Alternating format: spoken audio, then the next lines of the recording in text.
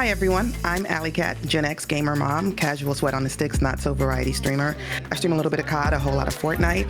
I am a community gamer, and my passion is to educate, empower, and equip people in my community and beyond. Well, welcome. Thank you so much for being here today. Thank you for having me. Yes. So go ahead and tell me about yourself. Sure. So again, my name's iamAlikat. I've been streaming for about 3 years on Twitch. Aside from streaming, I am a wife, a mom of 2 wonderful boys, 11 and 13. By day, I am a pre-sales engineer, so like my little nerdy side kind of leaks out a little bit on stream sometimes. Former U.S. veteran, so lots of hats, lots of experience. Former U.S. Air Force veteran, so juggled a lot of things, lots of different leadership styles and things like that. And so I kind of bring that over into content creation because I feel like building a community is about leadership. And so, I love like transformation leadership, servant leadership, helping watch other people grow and achieve their goals and finding their whys and things like that in their own streaming journey. Wow. Oh my gosh. You're like Mama Twitch. Oh, I love that. Yeah. Okay. So let's talk about burnout, because that's why we're here. Have you ever experienced burnout in your Twitch journey of the 3 years? But when I first started, like 2 months after hitting affiliate, everybody's excited, you hit affiliate. I realized it started becoming a chore and it was no longer fun. I don't know if it was that like military aspect in me, but I was very militant about my schedule and I treated it like a job. And I'm like, I have to go live at this time. This is what I said I was going to do. They say be consistent. And so I was like, okay, I'm going to go live. I'm going to be consistent. I'm going to do all these things.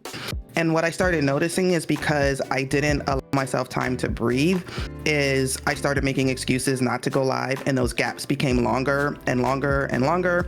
And I didn't really announce like I was quitting. It was just one day I looked up and it was like, oh, I haven't streamed in 6 months. I guess I don't stream anymore. And then I kind of restarted the same way. It wasn't like, okay, I'm going to start streaming again. I was just enjoying games in a community, and I think it was for a tournament. It was a requirement to go live, and people started showing up, and I remembered how much fun it was. And so I'm like, okay, if I'm going to do this again, I'm going to reframe my thinking, really be intentional about my why, really be intentional about taking breaks so that the burnout doesn't happen again. And so far it's been going really well. My next question is, what was the hardest part about content creation for you? It was definitely finding the time to do the things outside of streaming that's necessary to be successful, whatever successful is for you. But we all know that Twitch has a discoverability problem. And so we try to do short form content and long form content and post on Twitter and all of these different places. And there's all of these different platforms.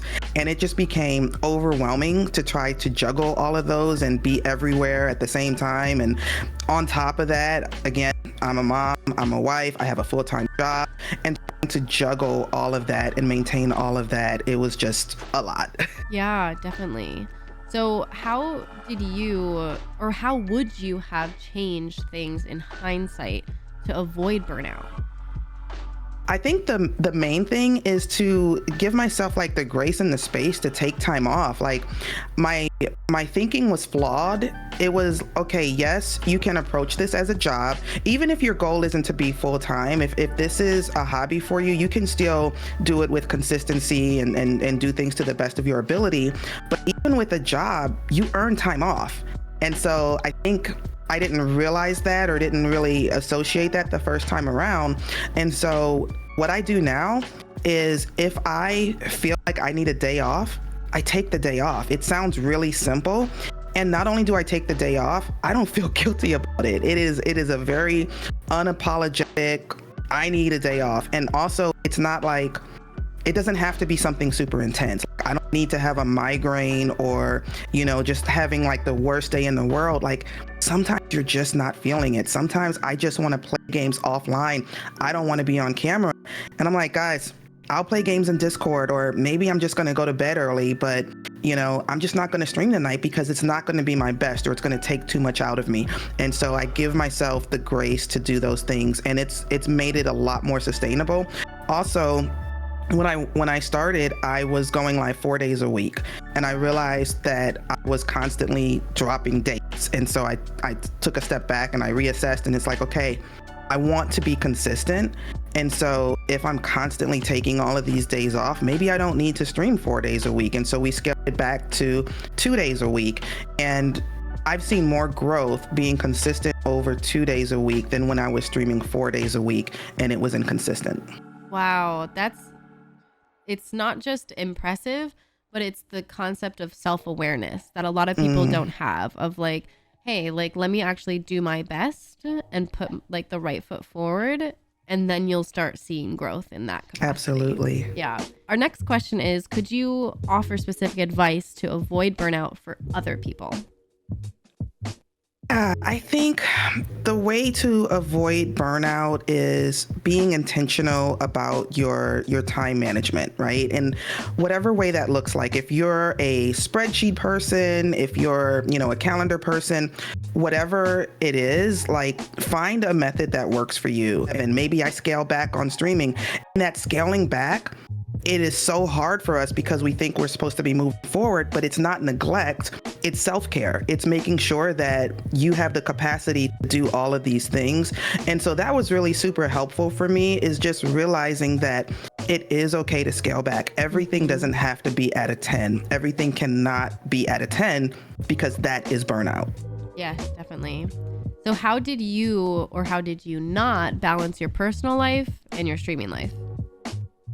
Well, I think the biggest thing was, again, realizing that I can take breaks. It is okay to take breaks. It is okay to reevaluate that why. I spend more time in my Discord community than I do going live. And what that has allowed me to do is build a really strong community that if I have to change the date, if I have to change the time that I go live, my job's sending me on travel, guys, I'm not going to be live. They're there. They're super supportive because that connection has been built offline. Yes, definitely. So prioritizing your mental health and physical health is super, super important. How do you do that right now? Really being mindful and being intentional. And so one thing that I recently started was affirmations. I've always heard of affirmations. I've always known they were a positive thing. But again, science and engineering, it has to make sense for me. And the way it was explained to me that made it make sense is it's like if you take your finger and you draw a path in the sand, the water will start to run through that path. Some's going to kind of run out a little bit, but you keep drawing that same path over and over again, and it gets a little bit deeper. And now the water can kind of stay in the trenches and get from point A to point B. That path that you're drawing with your finger, the neurons in our brains, those connectors, right, from point A to point B. Not a neuroscience. That's as deep as I'm going to get. And the drawing the path with your finger is making that affirmation. And so you keep doing these positive affirmations, and what happens is now you start having that connection in your brain, and now you're starting to shift your mindset. And so some of those negative thoughts that we carry with us that we don't even realize, now it's kind of silence, right? That voice isn't as loud anymore. So that's one way. One thing that I'm still working on is mindful meditation and mindful breathing. Sometimes it's as simple as we all have a phone within, I'm sure, arm's distance, right? There are apps that can remind you, take a walk, stretch. Yes, definitely. And then do you have any other tips for other people that are experiencing burnout? I would say the biggest thing to remember when experiencing burnout is it is okay to rest. It is okay to take a break. It is completely normal. I would not beat yourself up if you find yourself in a position of, feeling burnout, oh, I shouldn't have let this happen, or whatever the case may be. You're here, you realize it, and then it's okay, let's reset and keep moving forward. Definitely.